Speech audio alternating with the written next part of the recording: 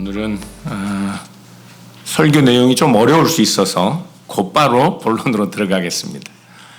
이스라엘의 성전은 하늘과 땅을 하늘과 땅을 연결하는 그런 교량, 브릿지를 상징하는 것처럼 그렇게 디자인이 되어 있습니다. 성전은 뜰과 성소와 지성소 이렇게 삼중 구조로 만들어져 있는데요. 성전 뜰은 사람이 거주할 수 있는 땅을 상징하고 있습니다.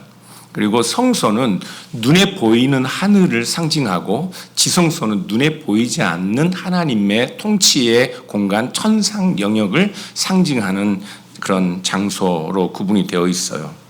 네, 이렇게 삼중 구조로 되어 있는데요. 그 뜰에는 커다란 그 바다라고 부르는 물두멍이 있고요. 그리고 흙으로 쌓거나 가공하지 않은 돌로 만들어진 제단이 있습니다. 이 커다란 물두멍 보이시는데요. 커다란 물두멍은 바다를 상징해요. 그래서 이 바다 모양, 바다를 상징하는 이 물두멍을 12개의 황소가 떠받치고 있는데, 이 12황소는 새 무리로 사방을 비추고 있어서 이 물두멍을 바치는 12황소는 이 땅을 상징하고 있습니다. 예.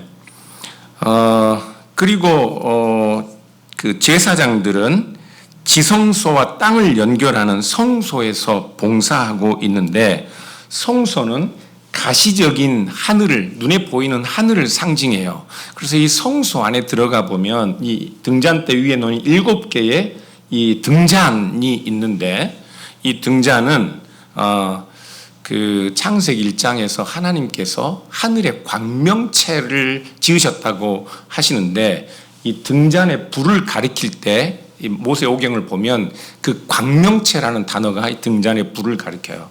그래서 해와 달을 비롯해서 수, 금, 화, 목, 토, 고대 사회, 고대 시대에도 그런 5개의 이 총 7개의 별들은, 행성들은 눈으로 관찰이 가능했기 때문에 이 하늘에 있는 7개의 별을 상징하는 7개의 금초대를 성소 안에 두었던 겁니다. 그러니까 성소는 하늘을 의미하고,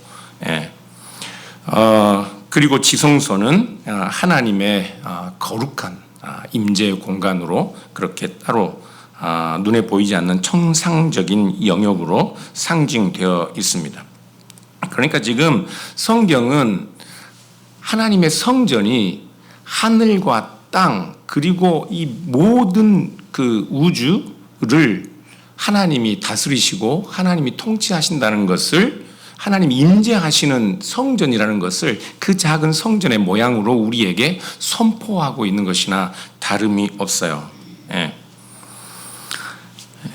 그런데 오늘 주님께서 6월절에 예루살렘 성전을 방문하셨는데, 그곳에서 성전 안에서 장사하는 사람들과 환전상들을 보시고 노끈으로 채찍을 만들어 양이나 소를 다 성전에서 내쫓으십니다.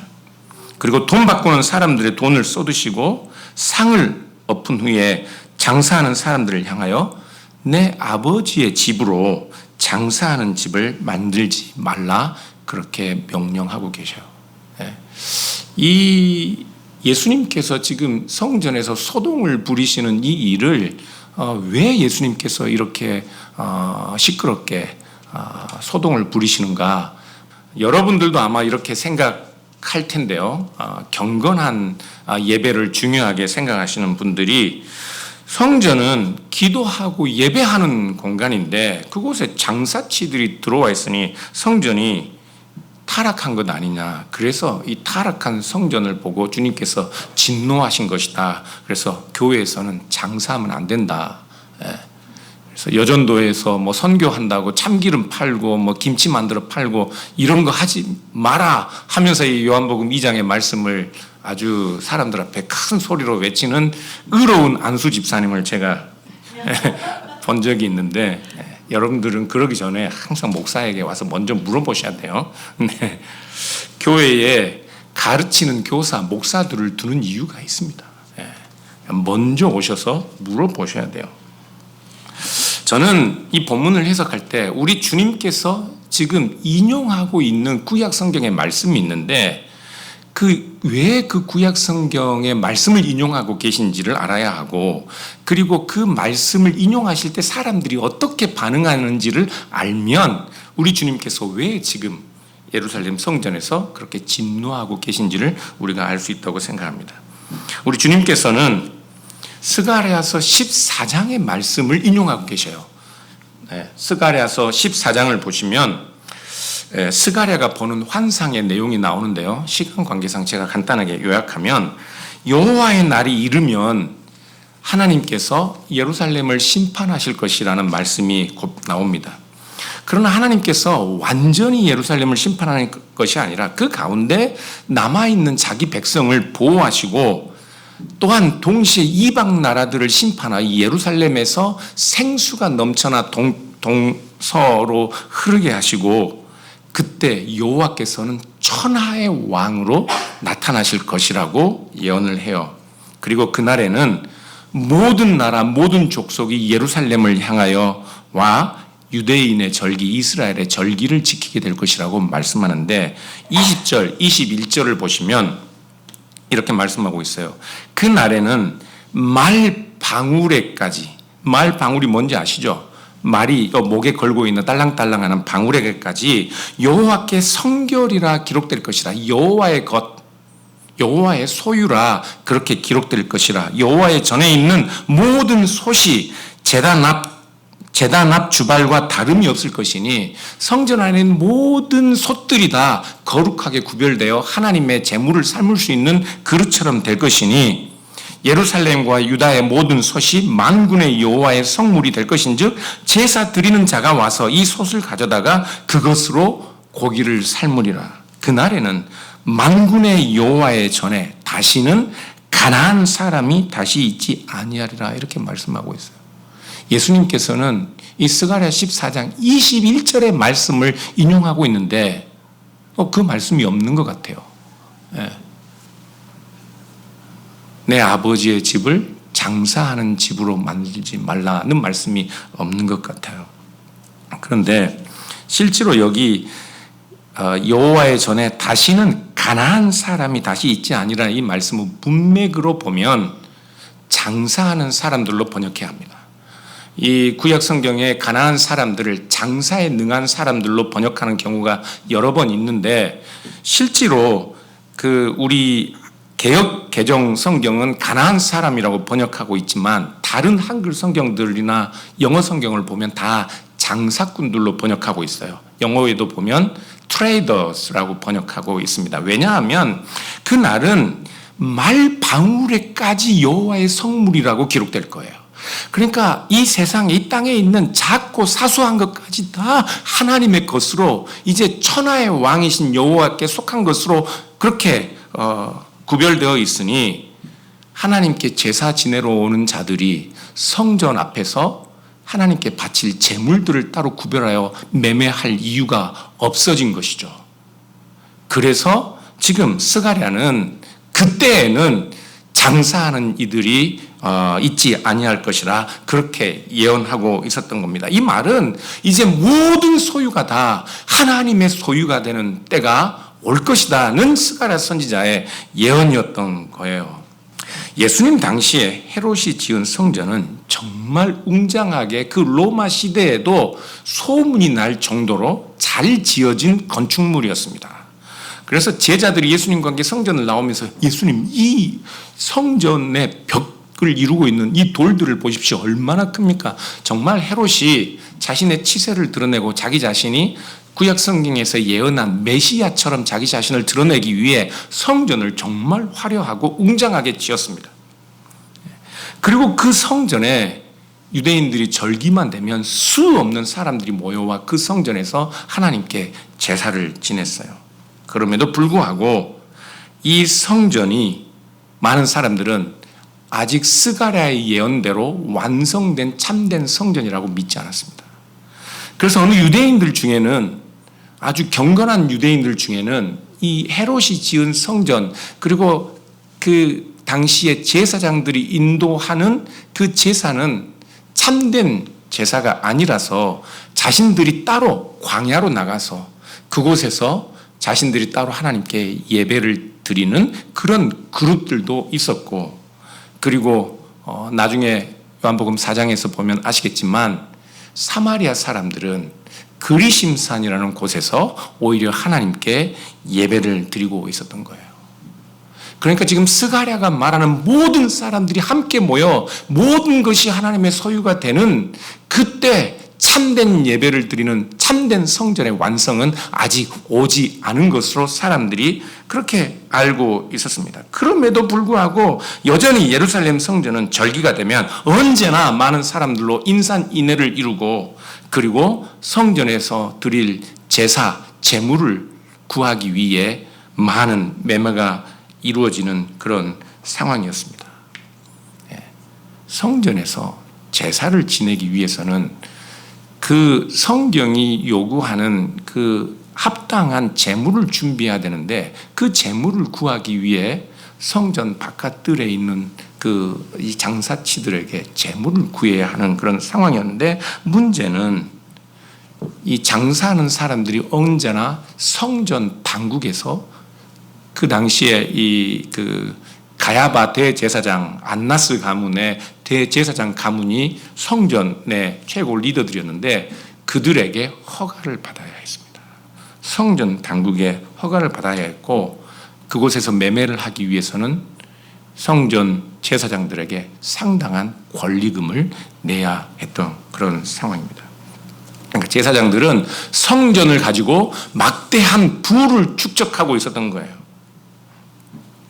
제사를 드리는 사람들은 자기 자신들이 키우던 가축을 예루살렘으로 가지고 와서 하나님 앞에 제물로 드려야 했는데, 이 제물이 제물용으로 합당한지 아닌지를 누가 판단해요? 제사장들. 그래서 이 제물을 하나님 앞에 드리기에 합당한 제물도 제사장이 합당하다는 인증서 도장을 찍어주지 않으면 그 제물은 이 불결한, 합당하지 않은 제물이 되어서 사람들은 다시 합당한 그 제물을 구해야 되는데, 그럴 바에 사람들은 예루살렘에 올라와서 마치 슈퍼마켓에 유대인들이 코셔라는 서티피킷이 있는 음식을 골라 먹는 것처럼 그렇게 제사장들이 인정한 제물들을 구해서 제사를 지내야 하는 그런 상황이었습니다. 그런데 문제는 제사장들이 그 매매를 유도하고 있었던 것이죠.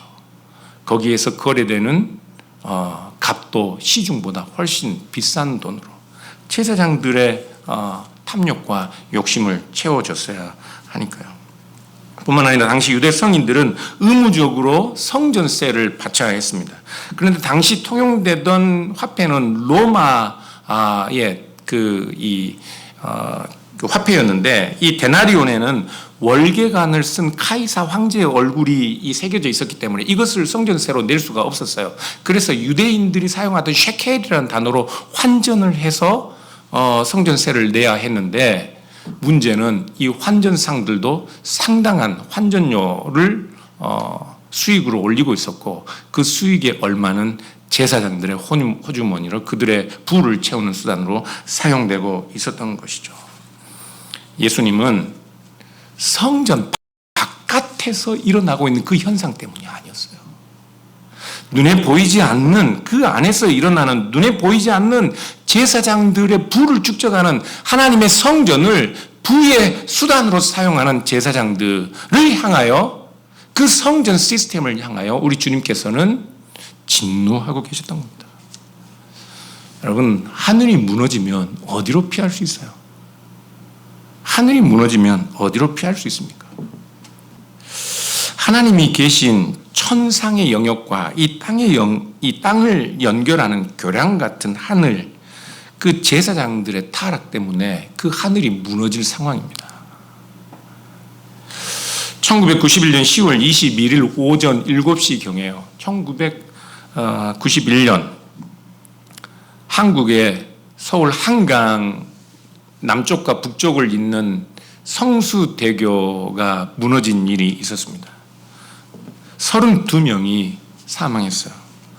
근데 매일 아침마다 수백 대 차량이 가득 사람들을 싣고 오고 가던 그 다리가 그렇게 순식간에 무너질 것을 누가 예상이라도 했겠습니까? 그 웅장하고 해마다 절기때가 되면 수많은 사람들이 모여들어 시끌벅적하게 다 하나님을 예배하고 하나님 앞에 바칠 제물을 사는 그런 성전, 어느 누가 그 성전이 끊어진 다리처럼 되어 있다는 사실을 짐작이라도 할 수 있었겠습니까? 많은 사람들이 모여서 많은 사람들이 시끌벅적하게 성전 제의에 참여하고 있으니 사람들은 다 그 성전 제의가 하나님을 기쁘게 할 것으로 그렇게 생각하고 있을 겁니다. 여러분, 오늘날도 사실은 이 예수님의 이 성전에서 소동을 일으키시는 사건은 우리에게 상당한 주의를 주는 말씀일 수 있습니다. 많은 사람들이 모이고 시끌벅적하게 모이고 눈에 보이는 거창한 사업들을 한다고 다 하나님의 일을 하는 것이 아닐 수도 있어요. 큰 교회, 유명한 목사가 있는 교회를 다니면 스스로가 다 명성을 얻는 것처럼 우리 자신들의 삶은 하나님의 소유가 아니고 우리 자신들은 하나님을 향해 진정한 삶의 태도를 갖지 못하고 있으면서도 큰 교회, 뭔가 그럴듯한 교회, 그런 예배의식에 참여하면 우리가 마치 다 사랑이 넘치고 온 누리에 마치 우리의 믿음을 증거할 수 있을 만한 그런 명성을 얻는, 명성을 자랑할 만한 존재들로 우리 자신들을 생각하는 사람들이 많이 있습니다. 조심해야 해요. 무너진 다리처럼 되어 있을 수 있어요. 우리 주님께서는 지금 성전의 제사를 멈추고 계십니다. 그 성전의 제사가 더 이상 하나님과 이 땅을 연결하지 못하고 있기 때문에 더 이상 쓸모가 없어요. 그래서 우리 주님께서는 그 제사장들의 성전 제의를 멈추게 하기 위해 그 기능을 다한 성전을 심판하듯 스가랴 14장에 하나님이 예루살렘을 심판하신다는 그 말씀처럼 심판하시는 행위를 상징적으로 퍼포먼스로 선지자적인 행위로 보여주고 있는 겁니다. 그리고 주님께서는 스가랴서 14장 21절의 말씀을 인용하시면서 여호와께 성결이라는 말의 말 방울에까지 여호와의 소유라는 것이 기록될 정도로 모든 것이 하나님의 소유로 인정되는 때가 도래했다는 것을 사람들에게 누구와 함께 예수 그리스도 자기 자신과 함께 스가랴 14장 21절의 말씀이 성취되고 이제는 모든 이 땅에 있는 모든 것이 하나님의 소유라고 기록되는 그 시대가 도래했다는 걸 말씀하기 위해 우리 주님께서는 스가랴 14장 21절의 말씀을 인용하며 장사하는 자들을 쫓아내시며 그 말씀이 성취되는 퍼포먼스를 행하고 계신 겁니다. 그때에는 성전에 장사하는 자가 없을 것이라는 스가랴서의 말씀을 생각나게 하기 위해서요. 그러니까 지금 유대인들도 이 예수님이 하시는 퍼포먼스를 선지자적인 행위로 이해를 했습니다. 그러니까 유대인들도 스가랴서 14장 21절에 예수님께서 그때에는 예루살렘에 장사하는 자들이 없을 것이라 하는 이 말씀을 가지고 예수님이 지금 성전에서 장사치들을 내모으는 이 행위를 선지자처럼 그때가 도래한 것을 선포하는 행위로 유대인들도 받았던 거예요. 그래서 예수님께 무엇을 요구합니까? 표적을 보여달라고 말씀합니다. 그때가 도래한 표적을 보여달라. 이제 모든 것이 하나님의 소유가 되고 예루살렘 성전에서 예수님 당신이 지금 장사치들을 내모는 것처럼 장사하는 자들이 더 이상 필요하지 않게 되는 그때가 도래했다면 그 표적을 내가 그것을 우리에게 선포하고 있다면 그 표적을 보여달라고 예수님에게 요구하고 있는 거예요. 그런데 그들은 자기 자신들의 탐욕을 알고 자기 자신들이 어떤 죄 가운데 있는지를 안다면 예수님이 행하시는 그 표적을 보고 그 위기와 자신들의 처참한 상황들을 즉각 알아차릴 수 있을 것인데 예수님이 지금 행하시는 그 행위 자체를 참된 표적으로 알고 깨달을 수 있을 텐데 이미 탐욕에 눈이 멀어 있어서 예수님께서 행하시는 그 표적을 보고도 그들은 또 다른 표적을 구하고 있는 겁니다. 여러분, 탐욕, 욕심, 죄 이런 것들이 다른 게 아니에요. 뭐 특별하게 우리가 어떤 욕심을 부린다고 하고 다른 사람들이 가지지 않는 것들을 얻고자 한다고 그것이 탐욕이 아닙니다. 탐욕이나 욕심, 그것은 언제나 모든 일에 모든 판단에 자기 자신을 그 중심에 세우는 겁니다.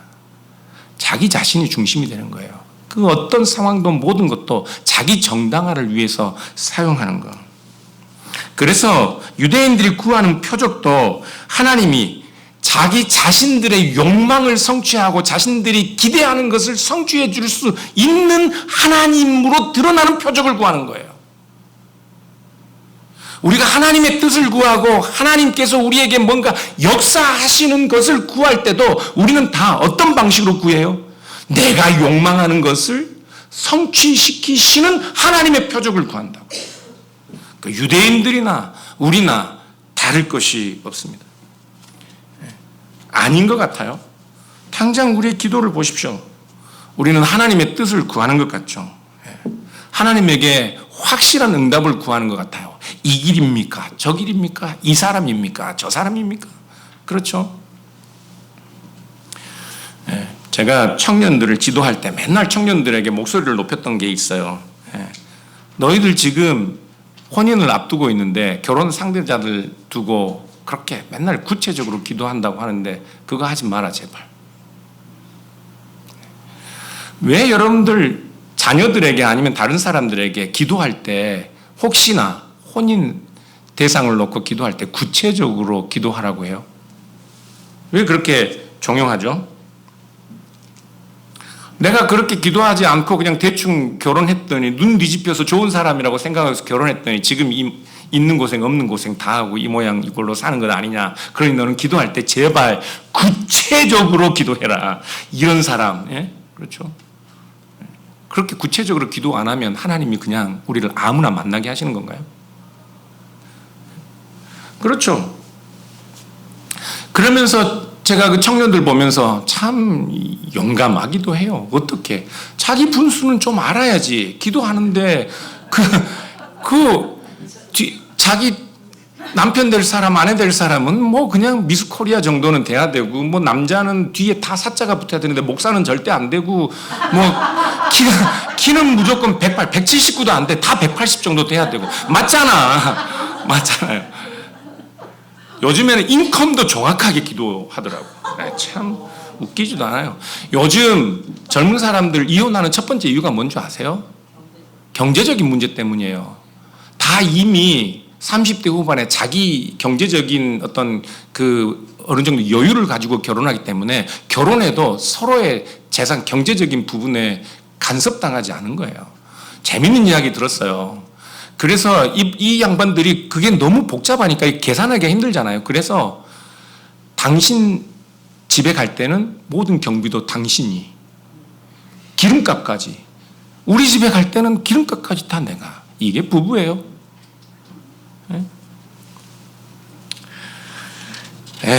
참. 여러분, 우리가 이 모양 이 꼴로 사는 이유, 아니 이 모양 이 꼴로 좀 살면 어때요? 우리가 그렇게 구체적으로 기도하지 않아서 그런 게 아니에요. 지금 내가 살아가는 이 삶의 자리에 하나님이 우리에게 이미 응답하신 하나님의 뜻은 기도하지 않아도 알아요. 십자가를 지는 거예요.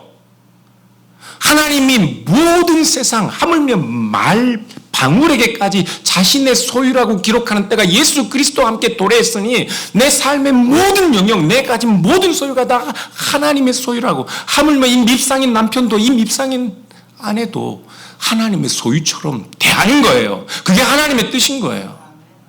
저는 제 아들들에게 맨날 하던 이야기들이 있습니다. 너희는 혹시나 너희가 너희 어떤 여자를 만날까가 두려워서 기도를 해야 할 생각이 들거든 이것만 명심해라. 하나님, 현숙한 여인들 볼 줄 아는 눈을 주십시오. 아빠처럼. 현숙한 여인을 볼 수 있는, 그러니까 그 말은 뭐냐면 이 사람의 됨됨이를 볼 수 있는 눈을 갖는다는 것은 내가 그런 사람이 되는 거예요. 내가 탐욕에 치우치지 않는 거예요. 내가 바른 인격을 가지고 있을 때 바른 사람을 볼 수 있는 거예요. 명심해요. 명심해야 돼요. 진짜로. 우리 주님께서는 표적을 보여달라는 사람들에게 이렇게 말씀하셨어요. 이 성전을 헐어라. 내가 사흘 만에 다시 짓겠다. 사람들은 그 말씀이 무슨 말씀인지 몰랐습니다. 그래서 아니 이 성전은 46년 동안 지은 성전인데 내가 3일 동안에 이 성전을 일으키겠다니 그게 말이 되느냐. 제자들도 무슨 말인지 몰랐습니다. 이 글을 쓰는 요한도 그때는 무슨 말인지 몰랐어요. 나중에 알았습니다. 언제요? 예수님께서 십자가에 못 박혀 죽고 부활하신 후에야 예수님이 그때 말씀하신 것이 자기 몸을 가리켜 말씀하신 것이라는 사실을 그때 깨달았습니다. 그때는 몰랐어요. 예수님께서 그 장사하는 사람들의 재물을 내쫓으실 때 양과 소와 비둘기를 다 내쫓으셨는데 그것들은 모두 성전에서 하나님께 바쳐지는 재물들이었습니다. 이제 예수님께서 그 성전의 재물들을 쫓아내심으로써 우리 주님께서는 성전의 제의가 이제는 끝이 왔고 이제는 하나님 앞에 모든 것들이 하나님의 소유가 되는 때가 도래했다. 이제는 그 모든 성전 제사를 단번에 마무리 지을 예수님 자기 자신이 희생의 제물로 바쳐지는 때를 우리 주님께서는 십자가에 못 박히시기 전까지 제자들에게 수십 번 되풀이하며 가르치셨는데 제자들은 십자가에 죽고 부활할 때까지 그 말씀이 무슨 의미인지를 몰랐다고요. 그런데 우리 주님께서는 자기 자신이 십자가에 죽고 부활하심으로 자기 자신이 참된 성전이 되고 자기 자신만이 스가랴의 예언이 성취된 자기 자신을 통해서 그 예언이 성취될 것이라고 말씀하고 계셨습니다. 그런데 그 말씀을 제자들은 비로소 예수님이 십자가에 죽고 부활하신 후에 깨달았습니다. 그들이 깨달은 내용이 뭐예요? 그들이 예수님이 말씀하신 것을 기억하고 성경과 예수님께서 하신 말씀을 이제 믿었어요. 아니, 그 전에는 성경을 안 믿었나요? 성경을 믿었죠.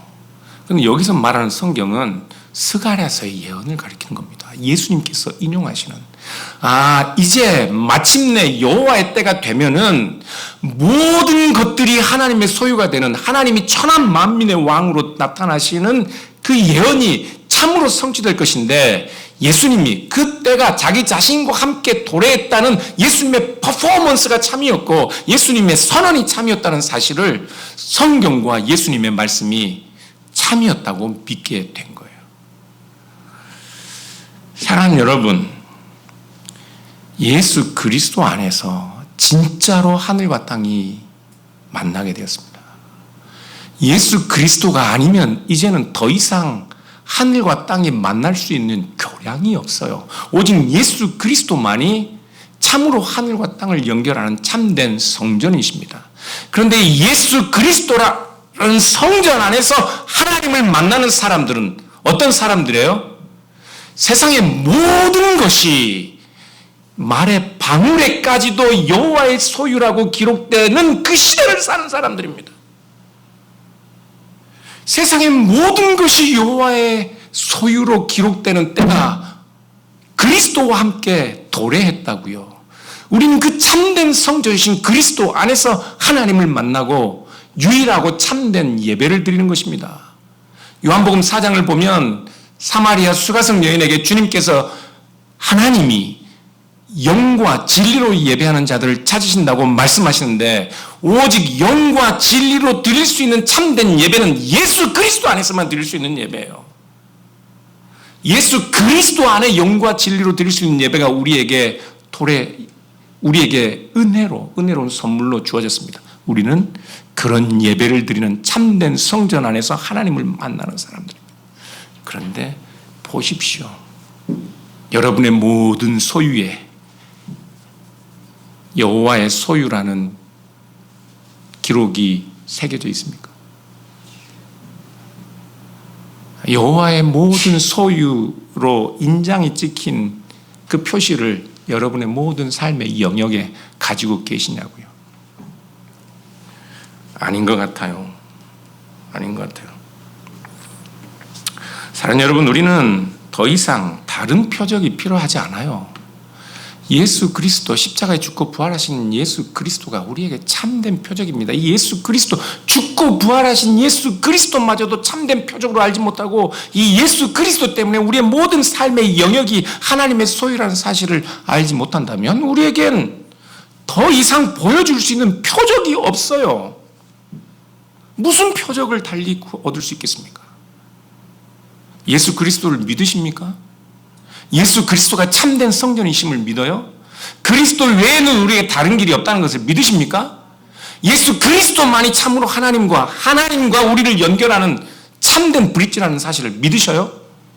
이 예수 그리스도 때문에 세상의 모든 것이 하나님의 소유로 인정되는 시대, 새로운 시대가 열렸다는 것을 믿으십니까? 그런데 왜 꼭꼭 감춰두고 계셔요? 이것만은 포기하지 않느냐고요. 여러분의 삶의 영역의 삶의 자리에 여호와의 소유라고 기록하지 않은 것들을 한번 체크해 보십시오. 우리의 마음속 저 깊은 곳에 묻어두고 감추어둔 것들, 그것도 다 여호와의 소유로 드러내야 하는 것들인데 우리의 위선들을, 우리의 거짓들을, 거짓된 양심들을 우리는 그것마저도 하나님의 소유로 내어놓을 수 있어야 하는 겁니다. 예수 그리스도께서 그 시대, 그 세상을 우리에게 선물로 주셨습니다. 새 술은 새 부대에 담아야 한다고 우리가 전적으로 새로운 마음으로 전적으로 모든 것을 하나님 앞에 드릴 수 있는 존재로 거듭날 때 우리는 정말 예수 그리스도가 누구인지, 그분이 우리 안에 일으키고 계시는 그 일들이 무슨 일인지 그때 비로소 깨달을 수 있습니다. 사랑하는 여러분, 불가능한 일 아닙니다. 불가능한 일 아니에요. 여러분들이 변하고 계시잖아요. 우리가 변하고 있잖아요. 그 변화를 모르시나요? 변하고 있잖아요. 내 이 밉상인 남편과 이 밉상인 아내와 내가 지금 보면서 숨을 참을 수 있는 건 예수 그리스도 때문 아니에요.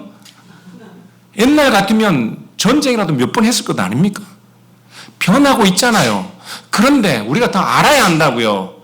우리가 지금까지 포기하지 못하고 있는 것, 꼭꼭 감추어둔 것, 이것만은 내 소유고 내 영역이라 하는 것들, 하나님 그 모든 것들이 하나님의 거룩한 영으로 새롭게 창조되기를 원하시고 그 시대가 예수 그리스도와 함께 우리에게 열렸다고 선언하고 있는 겁니다. 그래서 바울은 로마서 12장에 우리의 몸을, 우리의 모든 것을 하나님 앞에 거룩한 산 예물로 드리라, 그렇게 우리에게 충고하고 있었던 거예요.